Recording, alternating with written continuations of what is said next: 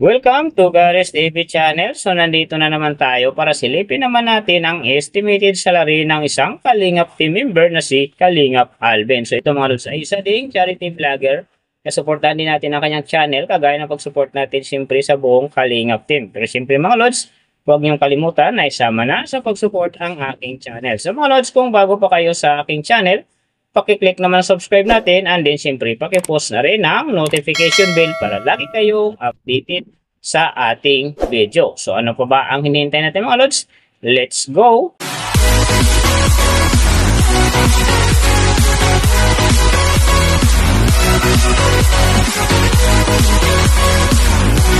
So mga lods, si Kalingap Alvin sa ngayon ay mayroon ng 366,000 na subscriber. And then, meron na rin siyang upload videos na 951. So, may total views naman siya ngayon na 59 million. And then, yung account niya, ginawa ito noong July 21, 2019. So, doon naman sa kanyang total grade, nakakuha siya ng C+. And then, sa kanyang social blade rank naman, nasa 402,429. So, doon naman sa kanyang subscriber rank, nasa 1,940. And then, sa kanyang views rank naman, nasa 298,466. So, doon naman sa kanyang PH rank, nasa 715. And then, sa kanyang people rank naman, nasa 1,510.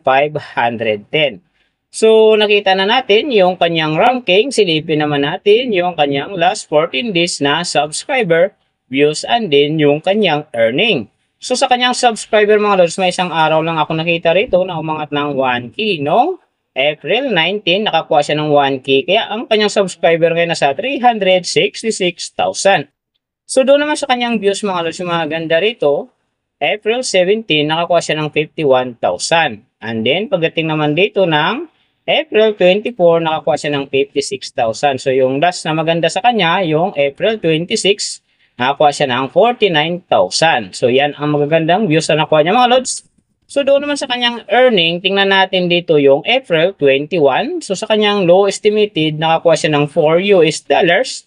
And then, sa kanyang high estimated naman, nakakuha siya ng 68 US dollars. So, ang mga yan naman mga lods, daily summary lang, mas maganda kung silipin natin yung naka-round off na from daily, weekly, and monthly para malaman na natin kung magkano na ngayon ang estimated salary ni Kalingap Alvin dito sa YouTube. So, unahin natin yung kanyang daily average. So, sa daily subscriber, nakakuha siya ng 133. And then, sa kanyang views naman, nakakuha siya ng 33,662. So, doon naman sa kanyang daily low estimated ng kanyang earning, nakakuha siya ng 8 US dollars. So, times natin sa 57, mayroon siyang 456. And then, sa kanyang daily high estimated naman ng kanyang earning, nakakuha siya ng 135 US dollars. So, times natin sa 57, mayroon siyang 7,695. So, yan mga lods ang kanyang daily average. So, pupunta naman tayo sa kanyang weekly average. So, sa weekly subscriber, wala tayong nakita update, naka-blank. And then, sa kanyang views naman, nakakuha siya ng 241,198. So, doon naman sa kanyang weekly, low estimated ng kanyang earning, nakakuha siya ng 60 US dollars. So, times natin sa 57, mayroon siyang 3,420. And then, sa kanyang weekly high estimated naman ng kanyang earning, nakakuha siya ng 965 US dollars. So, times natin sa 57, mayroon siyang 55,005. So, yan naman mga lods ang kanyang weekly average. So, pupunta naman tayo sa kanyang monthly average. So, sa monthly subscriber, nakakuha siya ng 4,000. And then, sa kanyang views naman, nakakuha siya ng 1,09,857.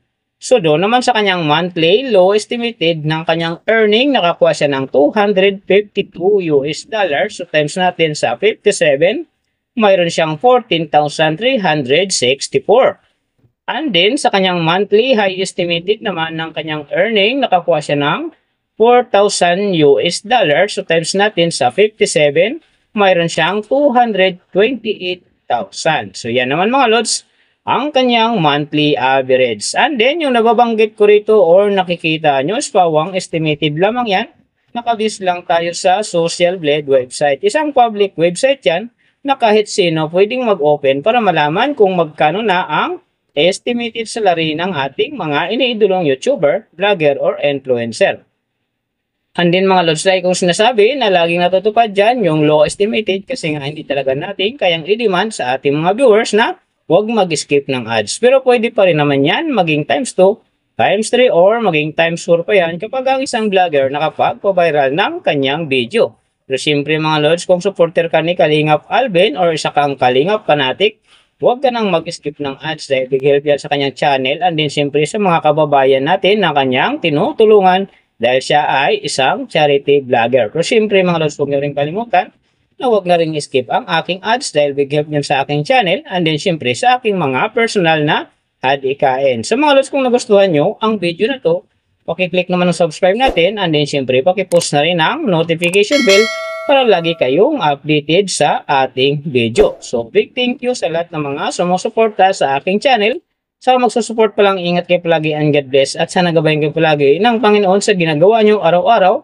And then, syempre, magtagumpay din kayo sa inyong mga pangarap. So hanggang dito na lang. See you on my next video.